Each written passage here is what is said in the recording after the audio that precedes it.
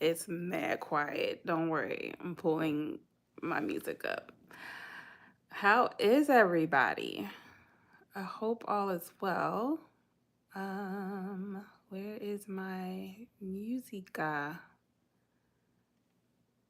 There we are. There we are. What's up, guys? So give y'all some time to come in. What a day today. But hey, I made it. I made it. And let me get the rest of my stuff up here.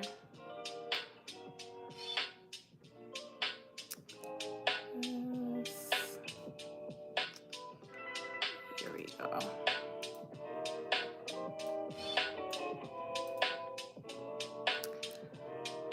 All right.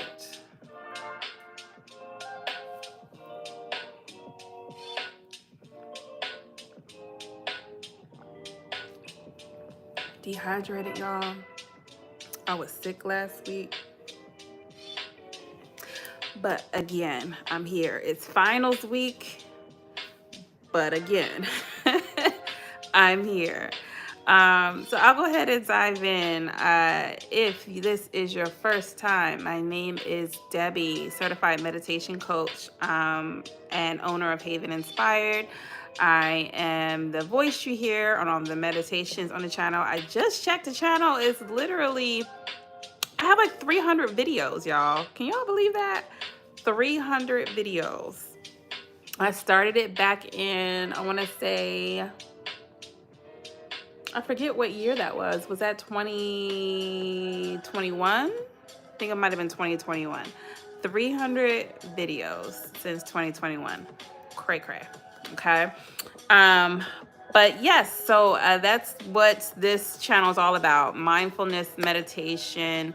If this is your first time, please make sure to subscribe, like the video, make sure to talk back to me also in the comments. This is a very interactive live. We're just going to be talking about our topic today. We picked from the poll, shifting our mindset as a topic. So I have 5 affirmations that we're going to discuss today. And then I have a few points just to kind of talk about our mindset and shifting our mindset, mindfulness, and how that all ties in together.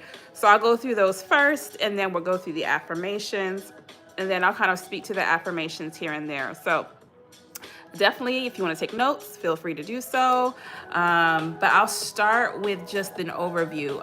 When it comes to shifting our mindset, why is it tough, right? Why is it difficult for us to shift our mindsets? Thank you. Why is it difficult for us to shift our mindsets? The first thing that makes it difficult is that, and some of this might sting y'all. I'll give you a forewarning. Some of this might sting, okay? Number one is fear, right?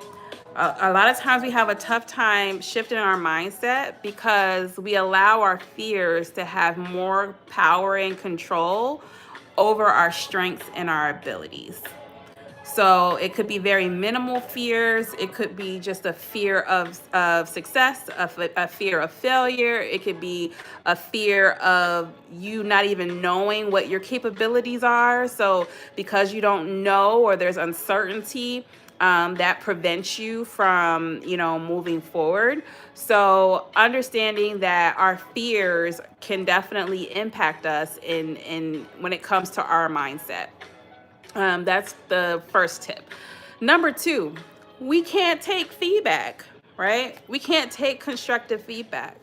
And when we're not able to really digest and really take heed to constructive feedback, that keeps us in a certain mindset. Hey, Hiru. That keeps us in a certain mindset to the point where we're unable to mobilize, we're unable to take action because we're allowing what people say to us keep us bound. But we do that with all feedback, and that's the issue. I've even learned just in just practicing great gratitude and just like mindfulness in general, I've learned even that feedback that we get from people we don't like, that feedback we get from people that are not necessarily, may not necessarily have the best interest at heart, but what they're saying is true, or what they're saying may be something that you can take heed to, that just because of where it's coming from, we're unable to take that feedback. Not saying we gotta be their best friend, not saying that, but you can take from the situation that actual feedback and say, hey, you know what, even though the way they delivered it was wrong, they were right, when it comes to the content of what they said, not the way that they said it. So just taking, if you struggle with receiving constructive feedback, if you struggle with that to the point where it doesn't allow you to become the best version of you, if it's a blocker, then I would advise to start practicing, whether it be just taking feedback or asking for feedback from people, whether it be from your employer, from your friends, from your family. I would say definitely be strategic with who you ask to give you feedback. But if receiving feedback is something that's hard for you to do, it's going to be very hard for you to navigate life. It's going to be hard for you to navigate relationships. And God blesses us through relationships, right? So if we're not able to actually take heed to feedback that comes our way, it's going to be hard for us to get out of this mindset of like, I can't do something, or I'm not capable of doing something, or I'm okay with where I'm at, you know? So constructive feedback. So our fears, not being able to take constructive feedback. And then the third point is we're comfortable, right? We get in our spaces and we find comfort with where we are, whether it be our traumas or triggers or whatever. And we're not comfortable because of the fact that we feel comfort there, because we do understand that in those spaces, in that trauma, it doesn't feel good, it doesn't feel nice, but it's familiar, right? And when something is familiar, that automatically equates to more comfortable.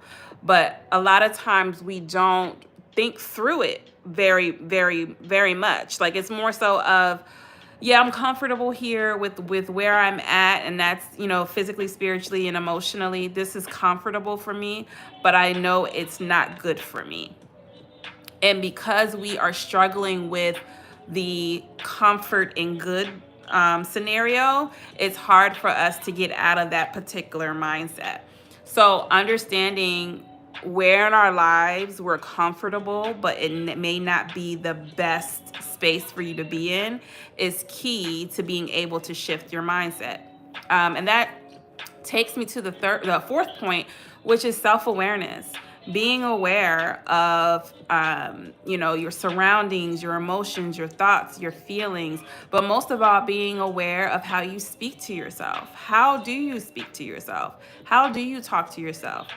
And then also just not even how you speak to yourself, but your mindset about life in general, your mindset about your day, how you approach your day, how do you approach projects, how you approach each aspect of your life, how you approach your job, how you approach your relationships, how you approach your relationships specifically with your children, because that may be a little bit different.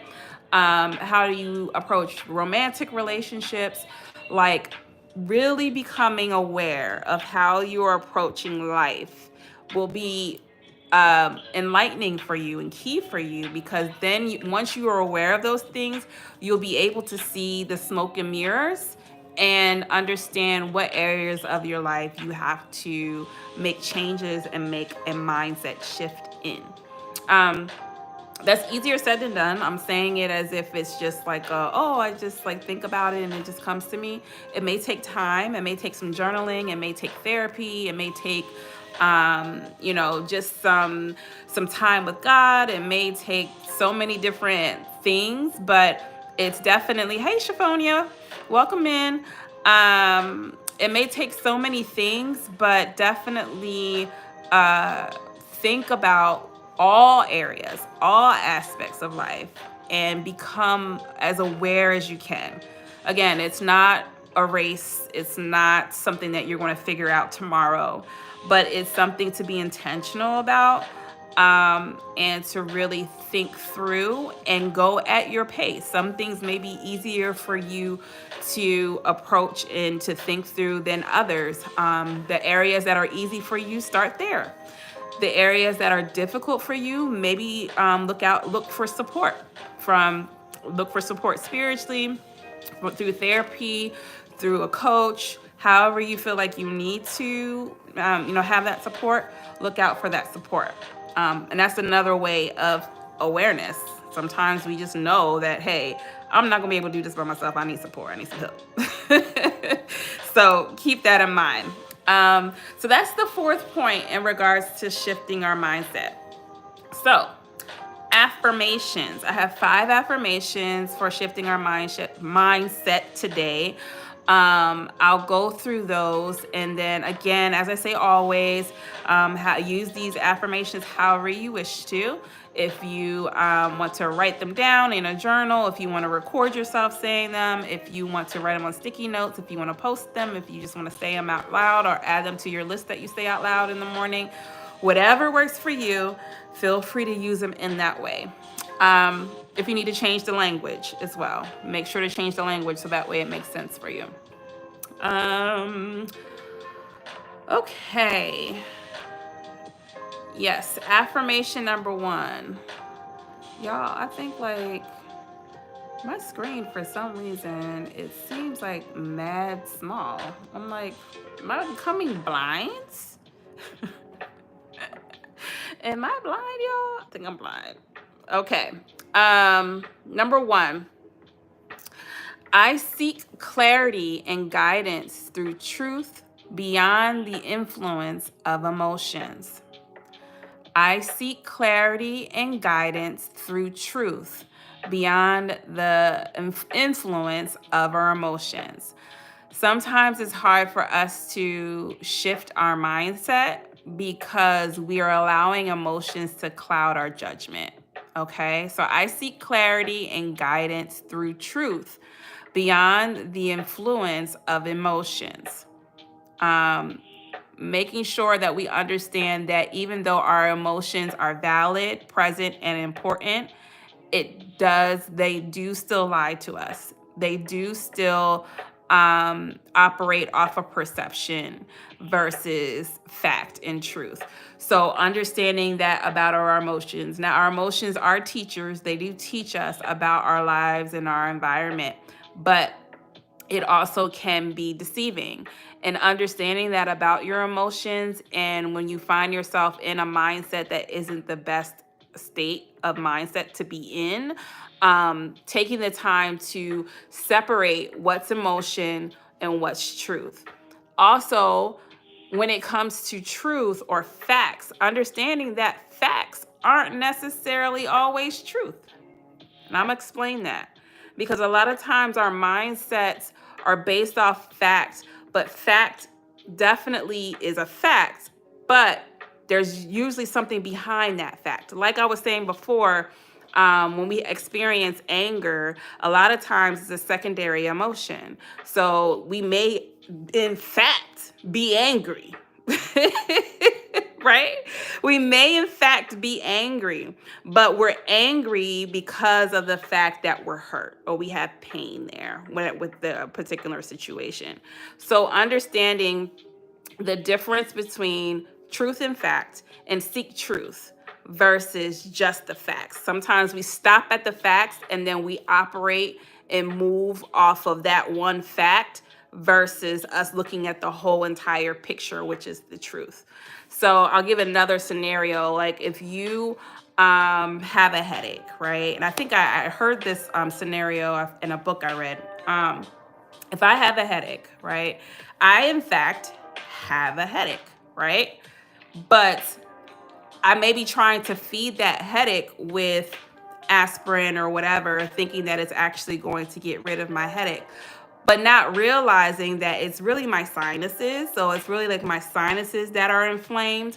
And for anybody that has allergies, know if you have a sinus headache, aspirin, Tylenol, Motrin, Midol, Aleve, none of that is going to work until you take allergy medicine. So we may be feeding our fat as much as we can, and we're working so hard to like feed our fat when our truth is that we just needed some allergy medicine. You know what I'm saying? So understanding that just because we have a fact doesn't mean that we don't have to take a step further to see if there's any other truths or facts surrounding or swarming it. Because when it comes to our mindset, where a lot of times we're having our mindset based off of this one fact or this one thing, and that's clouding our judgment. Another scenario would be just our perceptions. So, like, your perception may be, oh, this person did this to me, which could be a fact, right? That definitely could be a fact. That actually happened. But there were other things that were happening or surrounding that person where it looked one way, but it was really a different way.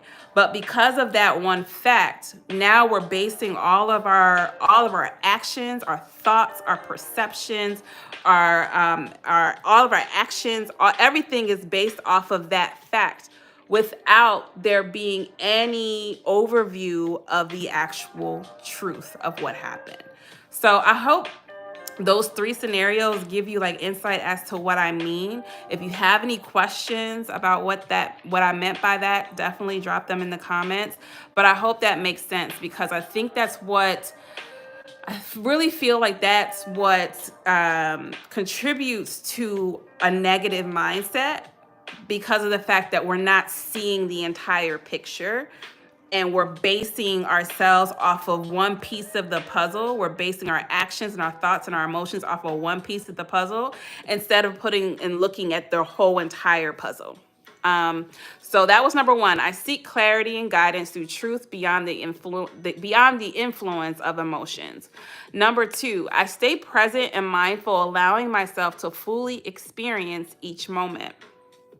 I stay present and mindful, allowing myself to fully experience each moment. I stay present and mindful, allowing myself to fully experience each moment. So we have to be present, right? We can't be self-aware and make changes and make adjustments and shift our mindset if we aren't present, if we don't know what's happening, if we're on autopilot and we're just going from day to day, not really realizing what's happening around us. We're just in our own little bubble, in our own little zone, but we're not really paying attention to what is happening around us, the environment that we're in, the people that we're around, what we're listening to, what we're hearing, what we're watching. If we're not present and really understanding what's happening around us, it's going to be hard for us to shift our mindset. So taking time to really understand that and being intentional with you being present, wherever you find yourself. When you're at work, you're focused, you're paying attention to work. You're not thinking about what happened yesterday. You're not thinking about, what's going to happen later today. Not to say that it never happens, but a lot of times we're in a space and we're so fixated on the next thing that we can't be in that space. And if we're not in that space, then we won't notice things that are wrong, that are right, that are going well, that are not going well. We're not noticing our strengths in that space. We're not noticing our weaknesses in that space. We're not noticing anything while we're in that space because our brains are on the next thing or on the past thing. So, especially at work, because a lot of times when we're at work, we're already thinking about, okay, what I'm going to cook, I'm going to go do the laundry, I'm going to, I got to write this paper, I got to do this, I got to do that. And we're not thinking about what we're actually physically doing. So what we're physically doing is mediocre, right? It's average. Or we're so good at it just because we're not thinking about it, that we're just on that little autopilot where we're not noticing things like, hey, like, I've been doing this work for this long and I ain't getting no raise. Maybe I should figure out a plan to figure out how I'm going to get a raise. You know what I mean? Or, hey, I've been up for this promotion for a long time and I just been sitting here doing my job, but I haven't even been paying attention on how I can strategically move into that promotion. And a lot of times we then, because we're not moving or we're not making any progress, that creates the mindset, the negative mindset, because of the fact that we're not present. We're not present with where we are. So being intentional about that is important. And the more present you are in the different spaces, the more prone you'll be to shift your mindset and to make change. So that's number 2. I even notice this with with my kids. Like when I'm with my kids, sometimes I'll just be, I'll be on my phone or I'll be doing work or I'm doing something else. But then when I'm really like intentional and talking with my kids and having a conversation and we're figuring things out, they'll say things that I probably would have missed. And I'm like, well, what do you mean by that, daughter? What do you mean by that, son? Like, why did you say that? And that generates a conversation and it helps me to be more of a present parent. So it's not just work. It's not just, our personal, romantic relationships, but it's about the people that we care for if we're caring for our parents, we're caring for our children, we're caring for other family members. It's all of those things. So that was number 2. I stay present and mindful, allowing myself to fully experience each moment. Number 3, I capture my negative thoughts and direct them towards positive outcomes. I capture my negative thoughts and direct them towards positive outcomes. I'll say that again. I capture my negative thoughts and direct them towards positive outcomes. I say this all the time, but you have control, right? You have control of your thoughts. You have control of your mindset. Nobody can fix your mindset but you. It's solely on you, right? So just understanding that and understanding that you don't have to, just because a thought comes, doesn't mean you have to entertain it. And you have the power and the control to entertain some thoughts and to dismiss others. And I think sometimes, because especially if you deal a lot with mind racing, which is something I've dealt with before as well, and still do from time to time, and thoughts will come, they'll come, and it's so overwhelming to the point where you feel like you're personally losing control. And at that point, you're allowing those thoughts to overrun your mind, but you have the power. You have the power to shift your mindset. You have the power to change that. And it's only going to start with you. Now, granted, and I say this all the time, a lot of mental health issues that we deal with is a spiritual battle. If you're a spiritual person, then by all means, like, utilize those tools. I'm a spiritual person, and I don't even like to say spiritual. I am a believer in Jesus Christ. So when it comes to like those different situations, a lot of times it's a matter of a spiritual thing. But outside of that, you have the power to stop those negative thoughts. You have the power to change and shift how you're thinking and to stop those thoughts from consuming you. And I think that's where the issue lies, is that you can't stop a thought from coming. Thoughts will come, positive and negative. You're not going to stop those things, but you have the power to stop things from consuming you to the point where it's detrimental to your well-being. So that's which JC? Jesus Christ? That's the JC I'm talking about. Yeshua, that's who I'm talking about. That was number 3. Yes, that was number 3. Number 4, I believe in my ability to create the life I desire with confidence. I believe in my ability to create the life I desire with confidence. I believe in my ability to create the life I desire with confidence. So, understanding that when it comes to us shifting our mindset, a lot of times it's difficult because it's a self-esteem issue, right? And because we are having difficulty with our self-esteem and self-love, that keeps us imprisoned mentally when it comes to our mindsets. And that goes back to the trauma-based comfort that I was talking about earlier. A lot of times we get into these automatic thoughts and limiting beliefs and automatic actions that we take, and we go into these spirals, and then we get comfortable in that. We get comfortable in our victimhood, right? So we get in that victim mindset instead of victor mindset, and we allow that to spiral in excuses and complaints, and we keep that going because that victimhood is comfortable. And the victimhood isn't comfortable, meaning, oh, I want to be a victim type of situation. It's because of our own traumas that we've experienced, and we've always found ourselves in victimhood. So therefore, we stay in that victimhood, right? So it's understanding that you have the abilities, you have the ability to create the life that you want. And it's not even about skills and talent. There are a lot of dumb, skillful, and talented people out there, right? There's a lot of people out there that have all the skill, all the talent, all the treasure within themselves all along, but they aren't knowledgeable.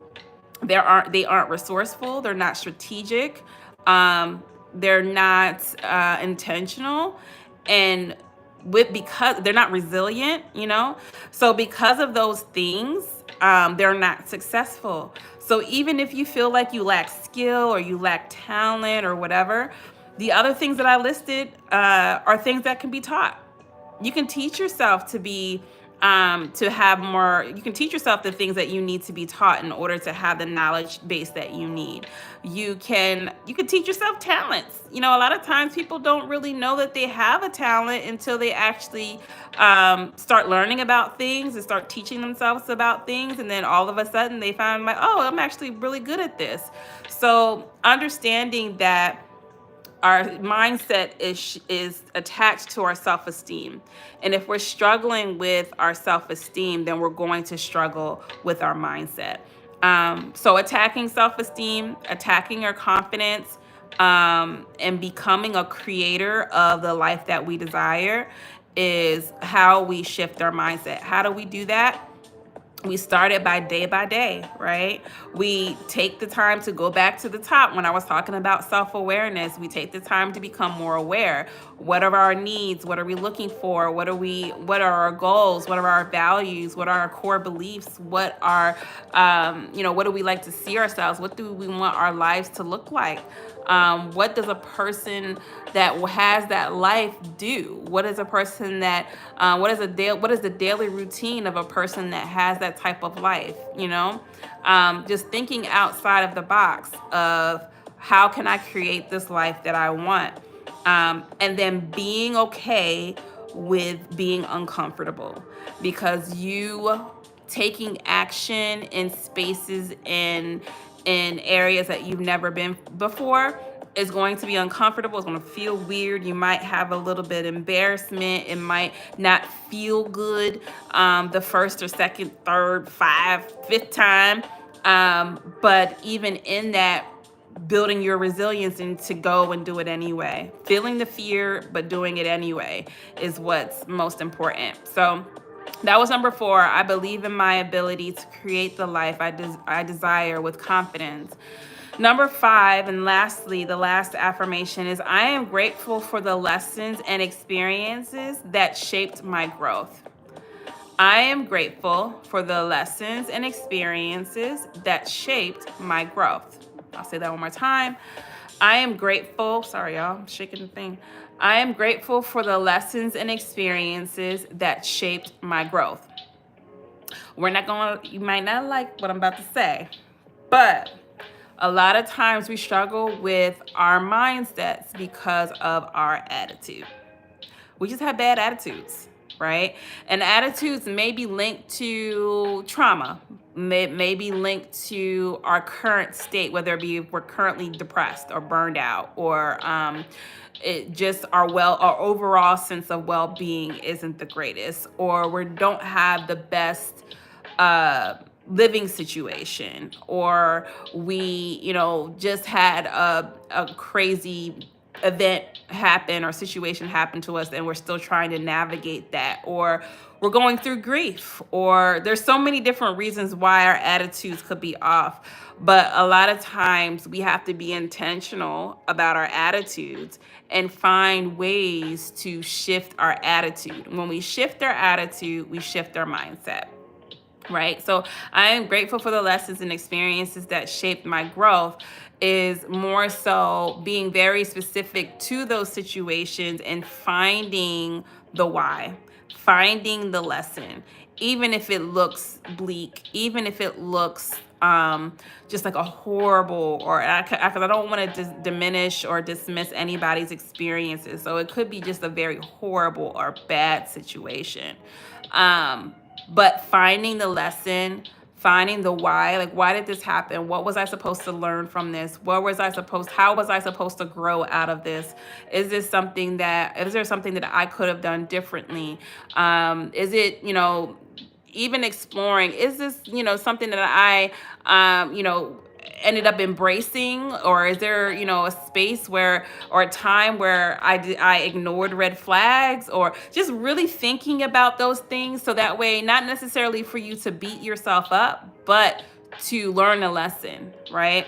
And when you learn a lesson and you look at a situation and say, I learned from that, it doesn't take away the hurt 100%, but it does lessen the blow, because it's now it's okay. Now I know. Now I learned this, and now I can be better next time. So that was the last one. I hope that these were helpful. I wanted to be very specific about the affirmations that I picked for this one, because there are a lot of affirmations that could have been picked for this topic. But I think that these were the ones that were most important and the most impactful. So I hope this is helpful. I'll go back to the top and read them from number one. Number one is, I seek clarity and guidance through truth beyond the influence of emotions.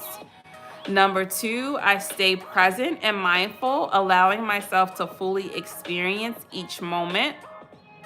Number three, I capture my negative thoughts and direct them towards positive outcomes. Number four, I believe in my ability to create the life I deserve with confidence. And then number five, I am grateful for the lessons and experiences that shaped my growth. So I hope this is helpful. I think when in the top of the hour, I discussed why we do have a tough time with our mindset. The first point was because of fear. The second point was because we have difficulty taking constructive feedback. The third one is we find comfort in our trauma. And then the fourth one is we are not self-aware of how we speak to ourselves. You're welcome, Hiru. Thank you for being with me from the UK, by the way, every week. I really do appreciate you. If this is helpful, definitely let me know in the comments. Next week, we're talking about work-life balance. I think that's what was next on the list. So look out for that. And then we should have a Shifting Our Mindset meditation posted this Saturday. So you all, thank you, Shafoni. You have a great rest of your day. You all have a blessed night, and I'll see you soon. Bye.